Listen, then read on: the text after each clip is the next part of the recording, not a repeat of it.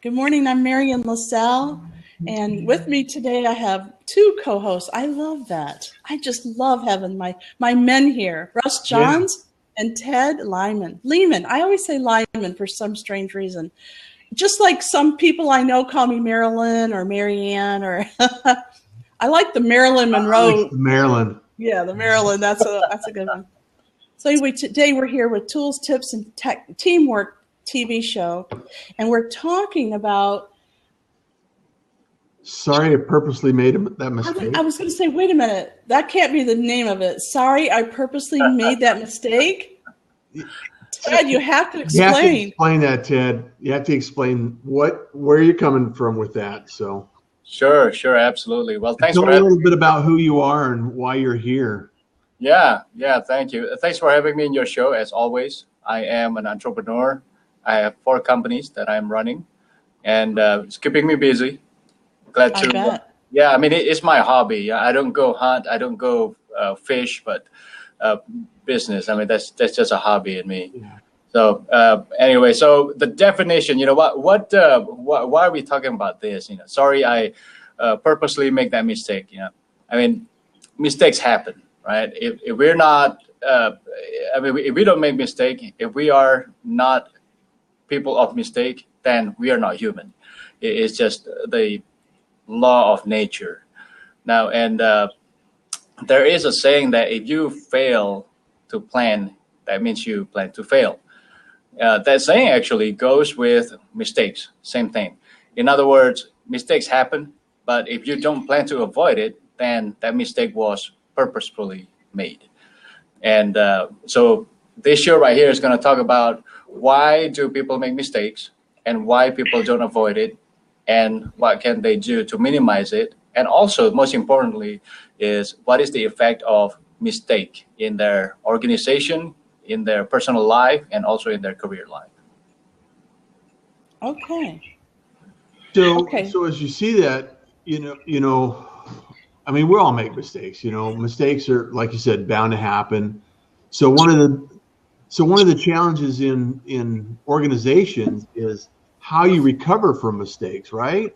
I mean, it's like, okay, we all fall down. It's not what happens to us, it's how we react to what happens to us, right? Oh, I wish they would teach that in school. Yeah. It's how you handle that mistake. It's Yeah. not the end of the world, and hopefully it's not the end of the world. There's catastrophic errors that take place that could cause a business to go out of business. Yeah.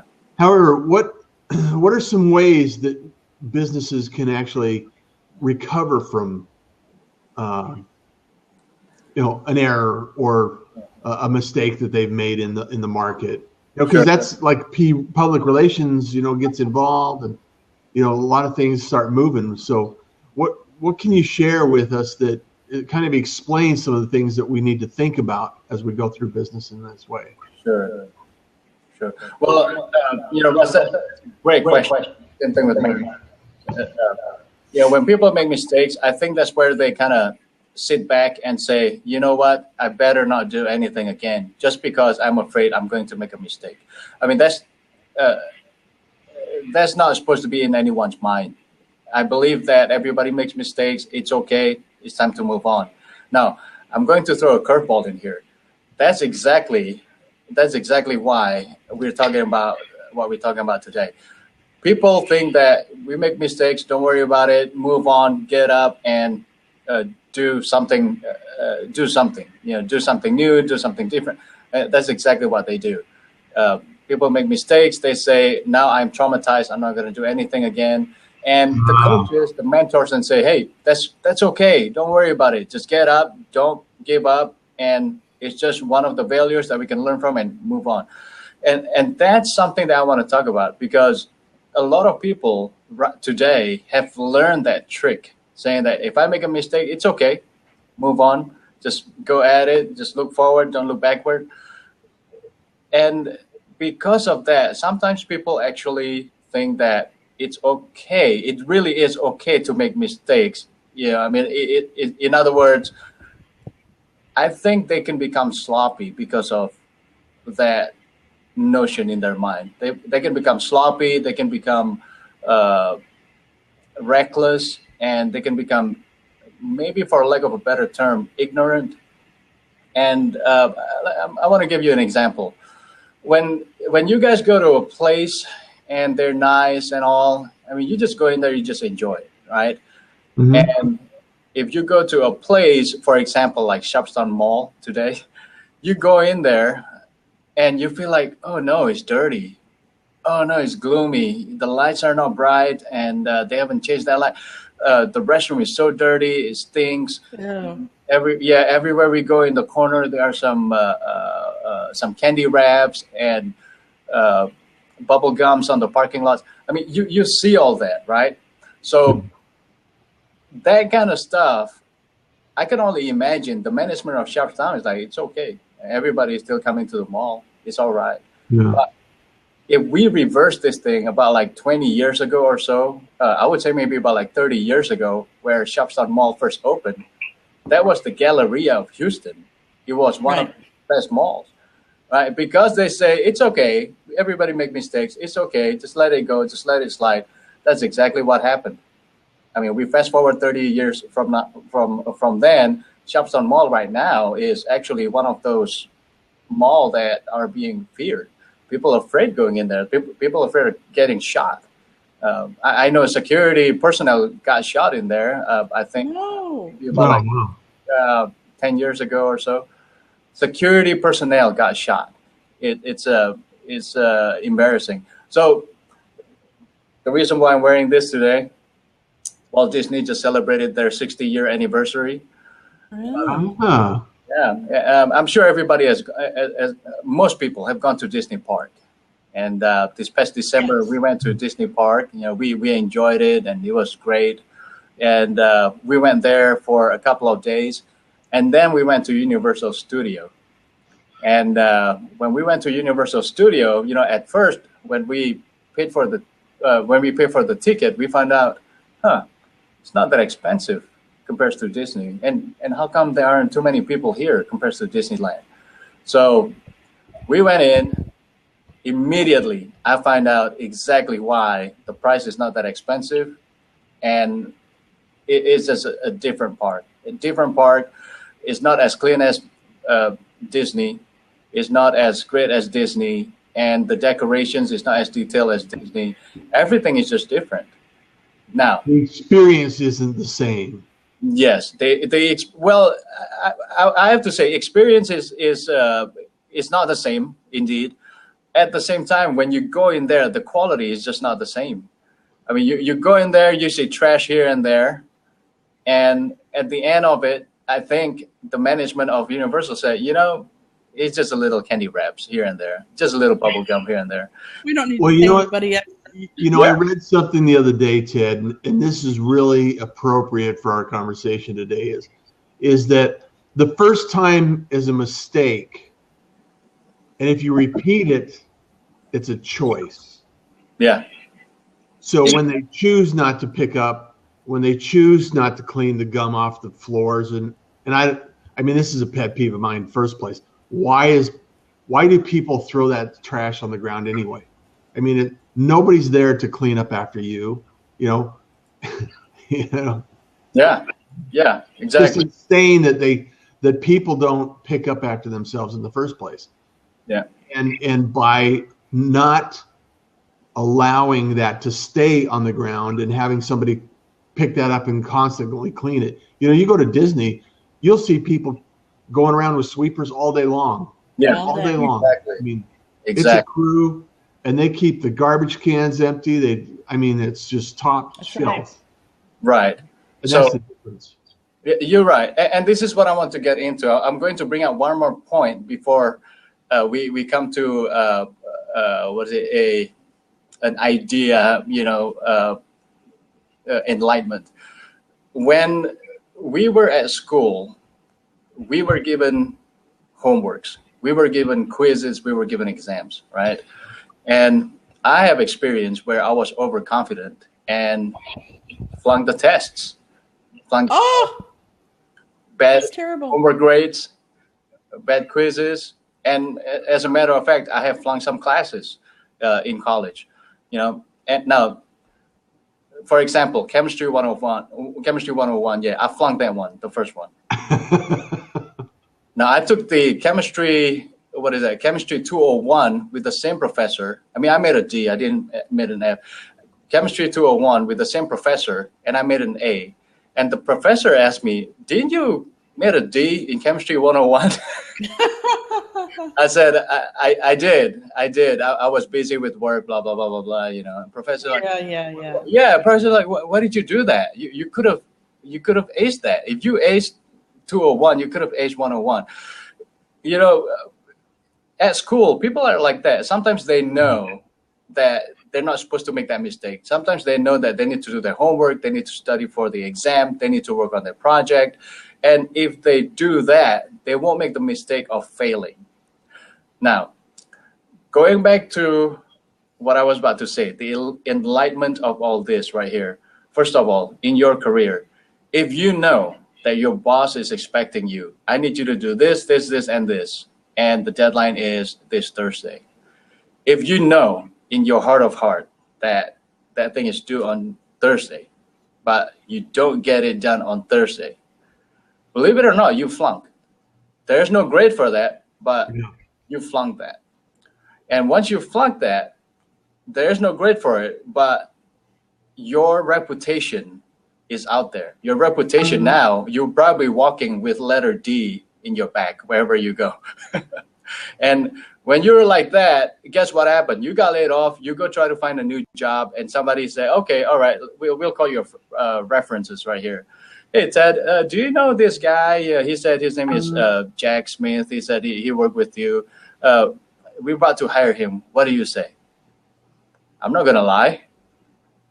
I'm going to tell him this person here actually made a D last time we gave him a project, right? Or the other way around. And that's exactly what I tell all my employees right here. A lot of them said, Ted, if I ever quit or so, can I use you as a reference? I say, absolutely. I'm going to be very honest though. I'm going to tell them that you're a great worker, you're an A worker, you're great you're a great asset to a company. Yeah. Or if you're late all the time, I got to be honest. I got to tell them you're late all the time. Constantly late, never finish your projects. And that's right. I have to tell them the truth. So you see, so that's on the career side, right? And then eventually, when we are all grown up, like us, like the three of us, we are entrepreneurs.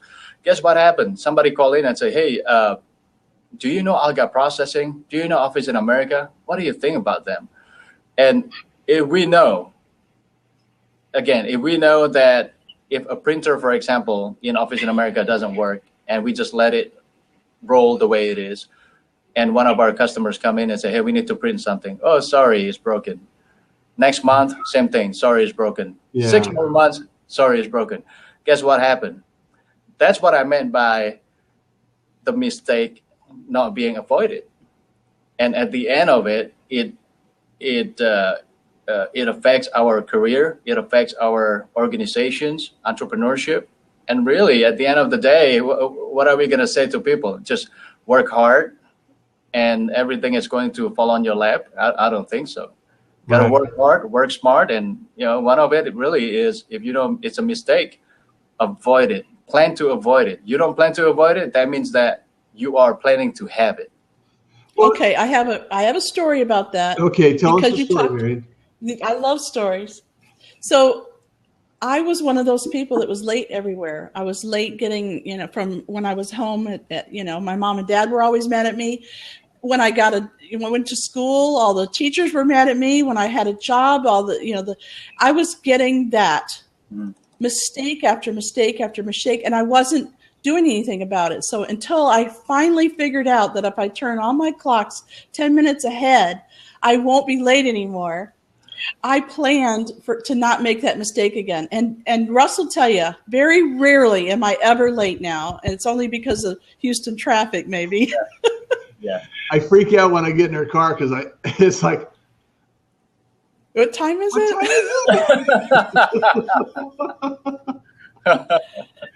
It's like, oh, crazy. that's perfect, though. That's a perfect analogy for this conversation, because what we have to do is we have to react and respond Right. to what is around us, what Plan our ahead. influences are, and everything that we're doing, and find a way that works for us to avoid mistakes, right? Whether we're the business owner or the employee, we Right. have to find a way to keep in the integrity of finishing our jobs, doing what we have to do, and knocking it out. And it's not always easy, and it's not always possible. However, I think, you know, putting our best foot forward allows us to grow and expand and excel as a business. Is that Right. what Right. you're? I mean, that's the big idea that we're talking about here is Right. being better at what we're doing by recognizing mistakes and expanding our ability to minimize those mistakes. Right, right, absolutely. You know, that's a really good summary, Russ. I went to this one place in 59 and Wesleyan. There's this Chinese buffet in there. We usually go there just for something quick. Usually they're always good. And this past Sunday, we went in there, and I was getting the wonton soup, and I found an insect in there. You know, Yeah, and you know, I mean, I'm not a what is it? I'm not. You're not fanatical about it. Yeah, well, yeah, I'm about to say I'm not very whimsy about that. You know, I don't care. Yeah, I just feel like the insect is cooked anyway by now. So, so I just put it on the side of the plate, right? And a waitress came in and asking like, "Hey, is everything okay?" I said, "Yeah, everything okay." Oh, by the way, come over here. Let me show you something. No big deal, but I just want to show you that I found that on the soup. And she's like, "Oh, okay, yeah." And then she was about to take my plate. I said, "No, it's okay. Don't worry about it." And so she walked off as if she really took that literally. Don't worry about it. Like as if we never even mentioned that. So she just walked off. The manager came to her and asked what happened. She's like, "Oh no, there's an insect in there." And they just walked away. And I'm just thinking, and you know, and I told my wife, you know, when I got the plate, you know, if you're on a buffet table, buffet restaurant, you get new fresh plates all the time whenever you go to the buffet area. Right. The plate now is like so slippery, unlike in the past. I mean, they were like squeaky clean and nice. And I'm just thinking, if they know this mistake, I'm sure I wasn't the only one that's complaining about the plate being very slippery. And if they know this mistake and they don't do anything about it, they let it roll and they let it become a character in their company, I can tell you that place is going to go down really quick. By next year or so, their price is not going to be very high. It's going to be very low. Even if they give them discount, you know, buy one, get another one free, nobody is going to want to walk in there and get sick. right. Yeah. No. That place has been there for a long time. So I don't know what happened to the new management. That's unfortunate. And it's unfortunate when that happens, because there are so many institutions that have held their bar high, and you go in there and the food is consistent, the service is consistent, and even if it's an old location, it doesn't have to mean that it's anything's lacking in the environment, right? Yeah. And that has to do with the way you treat mistakes, right? Yeah. The way you treat those little things that say, "Oh, that's okay, it doesn't matter," and it does matter. It does matter. The way the waitress reacted to your "don't worry about it" made your thoughts about that restaurant for the rest of the time that you ever go there, right? You're never going to tell people to go there now because you know they don't really care. It's like, whatever. Okay, I got a bug. So what? Right. Right? Right, exactly. Yeah, and I always tell people, you know, mistakes happen. It's okay, but it's about what we do with it. You know? And, And what I really hate actually is just like what you guys mentioned earlier. How do people recover from mistakes? If the answer to that fall into a hand of those who are not mature yet, it's almost giving a car key to my son. Right? I mean, he's not mature enough to know that speeding is dangerous. It can kill himself and kill others. That driving big cars like that is what is it? It can be catastrophic everywhere, in the parking lot, in the highway, and in the roads right here. And eventually he's going to lose his life. I mean, it's going to turn into loss and loss and loss. So going back again, when people make mistakes and they don't understand the meaning of the answer, it's okay to make a mistake because we are human. Right. If they go with it, just keep on hammering down, keep on making mistakes. If you work for corporations, you think that, oh, it's okay, let me just do this. Yeah, it's a mistake. I'll ask for forgiveness, and then I'll just keep on moving forward. You don't know that you're leaving trails behind you. And when you leave those trails are not impermanent. I mean, they're there permanently. You know, and somebody told me, when you hurt somebody, you ask for forgiveness, they forgive you. But imagine it like you putting a nail in the wall. When you hurt somebody, put a nail in the wall, puncture it. When you ask for forgiveness, you pull out that nail. You're forgiven. But that hole is still there. You see, yeah. That's what I see also about mistakes. Yeah, people will forgive you, but at the same time, now that has become your resume. That has become your curriculum vitae. I agree. Even if we don't speak up, we notice it as a customer. Yeah, absolutely. And it's the small little details that all make the difference. And that's what we were talking about at Disney, you know, compared to some other amusement parks. In fact, I read a post the other day, I'm sure it was online, that they said, oh, who's the character? Buzz Lightyear. Yeah. When those characters, if you go up to those characters and you say, Andy's coming, they will drop on the ground. Yeah. I don't know. I had no idea. It's like, really? Drop on the ground? And it shows people on the ground, you know, the characters on the ground. Yeah. Like your toys, like Andy's coming, so you got to pretend you're not alive, right? Yeah, yeah. And I thought, wow, those little details are really important. They're critical to what's going on. And so our business, we need to be aware of that. And I'm still learning through this because I'm not a detailed person. And I love, working in the, the big vision and the ideas and things like that. However, the details are required to grow and move forward. Yeah. Yeah. And actually, those little details are everything. Again, if we actually take a look, I mean, going back to that, right? Pixar. You take a look at Pixar, it's like, wow, that looks really great. And then all of a sudden you go to Redbox or so, and then you saw like this what is it? Animations. Mm-hmm. And when you take a look at the cover, you're like, no, that's not an A-grade movie. I mean, you can tell right away. Right? Yeah. They work really hard. The animation is the same. The computer software probably is very similar to what they're using, but just the difference in the shadow, in the way that it walks, in the way that it talks, the way they move their mouth. I mean, once you watch that, you're like, what? I mean, we don't want to waste 2 hours on that. And my younger brother is very artistic on that. When he browsed through our movies, he's like, no, this is not good. This is not good. This is not good. I mean, he knows without watching it.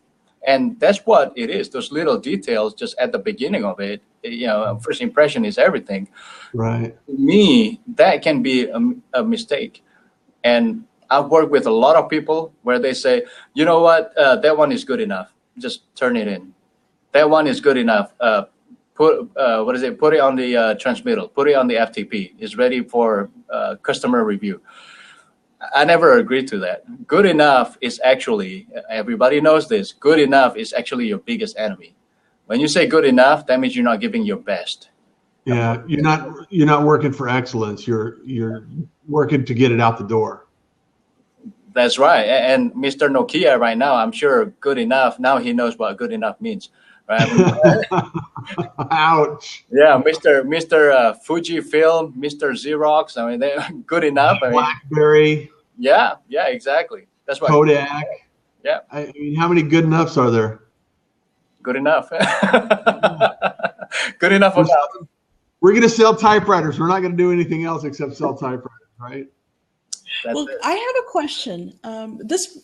We had a show earlier today, and we were talking about this, about how we as business owners pay more attention to our clients and our customers and fires that are happening, and we don't really look at the way people see us. Mm-hmm. And so we don't update our website like we should. You know, they call it the old carpenter, or what is it? The shoemaker's children. Yeah. The shoemaker's children don't have any shoes, or they have big holes in their shoes. So how can we overcome that? What is it that we can do to eliminate those mistakes? How can we correct that? Yeah. Well, you know, what I always tell people is, again, mistakes happen, but learning from the mistake is the right way to handle mistakes. And what I meant by that is have a session where you collect all these mistakes right here and go through it with everybody. Why did we make that mistake? What was the impact? And how can we handle it going forward? And this thing here actually is something that they use in high-profile oil and gas businesses, lessons learned. And mistakes is only costly if you keep on repeating it. If you do it once and then you learn from it, then that's a good mistake. That's a good cause of mistake. And a mistake in that environment, Ted, is also an indication that there's an improvement that could be taken place in the workflow and the process, right? Yes, absolutely. That's process and engineering, right? You're absolutely right, and that's what we do in our company. I mean, after we serve a customer, a PO is closed out, invoice has been fulfilled. I mean, we go back to them. We ask them, "How did we do? Could we have done better for you guys? Is there anything else that we can provide in the future to make this thing easier, better, get you more business?" We ask those questions. Well, and that's one of the things that you do in your business, and you can help other business owners improve their process by going in and investigating it. Like Marion, you were saying, you know, sometimes where we're in the business, we don't see another perspective. So it's really great to have someone like Ted come in and say, okay, let's look at the process that you're going through right now. Let's investigate what we can to improve this process, this workflow. I mean, it's like Henry Ford. He said he would pay employees an insane amount of money if they could remove one bolt or one step in the process to build a car. Yeah. And it worked. You know, he optimized that process to the degree that he could optimize it. Mm-hmm. And that's what we need to do with our businesses. Allow others to see inside it and look at it, investigate it. So if, people need to do that, how do they contact you, Ted? Yeah, well, you guys can contact me. Actually, you can go to our website, algaprocessing.com. That's ALGA processing.com. That's what we do all day. We do consulting for business infrastructure. And one of the things that we do is actually investigate and analyze how your company has been operating. And it would be our joy to be able to help you out. Yeah. Fantastic. Any other last thoughts on the session today? I know we're all busy and we got to go do other things today. So yeah. Yes, I do have all the contact information on the sidebar and how you can contact Ted. And he can be reached in many different ways. Like he said, he owns 4 different businesses. So what's the best way for them to contact you? Is it to go to Twitter? Is it to call you on the phone? What's the best way to call you or contact you? The best way to get me, and by the way, no commercial calls or trying to solicit me for anything. This is my personal cell phone number, 713-498-2186. 713-498-2186. So call me there personally. I'll pick up the phone, and if I can't pick up the phone, please leave a message. I'll get back to you guys for sure. Fantastic. Well, thank you so much, Ted. As always, it's a pleasure to hang out and talk with you and talk about big ideas in business. I love talking about business, and we love talking about, you know, all of the things that are taking place in business at Future Media TV. And I anticipate that we'll have many more conversations and share this across the interwebs. Marion, thank you so much for being here. Thank you. Thank you. Yes, and we're going to be here every Thursday morning at 9:30 with Ted Lehman, and he is going to teach us all about the higher parts of running a business, right? All the things that maybe we don't really want to think about, we have to. But we need to. Yeah. Yes. Absolutely. Yes. Well, by the way, thank you, Future Media. If you guys have any kind of media needs, these are the best two people in town, Marion and Russ. They're anything video, graphic, social media, websites, SEO, anything that you can think of that has electronics and it pops up in your laptop screen. That's them. That's what they do. That's what they do the best, actually. Awesome. Thank you, Ted. Appreciate it. Yes, thanks. And I want to invite you to something that's brand new. We are taking the show on the road, if you will, every night on Tuesday evening at 8 o'clock Central, right here on Blab, and live on our website, Future Media Association. We have live media Q&A where you can bring your questions and we'll answer them, or we'll discuss things about your media presentations, your creation, your editing, all the things that have to do with media. Yeah. Come in and hang out with us because we have a full hour every Tuesday night. Late night Q&A. Nice. Words, right. Images, audio, and video. We're going to be talking about all of it. That's right. All right. I'm pretty excited. We've been doing it for a long time on a different platform. We're going to bring it into Blab now, so we can actually generate a larger conversation with a lot of people in the chat window. So it'll be fun. It's an experiment, and we're looking forward to it. So tonight at 8. Okay. And we'll see you later. Bye, everybody. Take care, everyone. Have a fantastic day.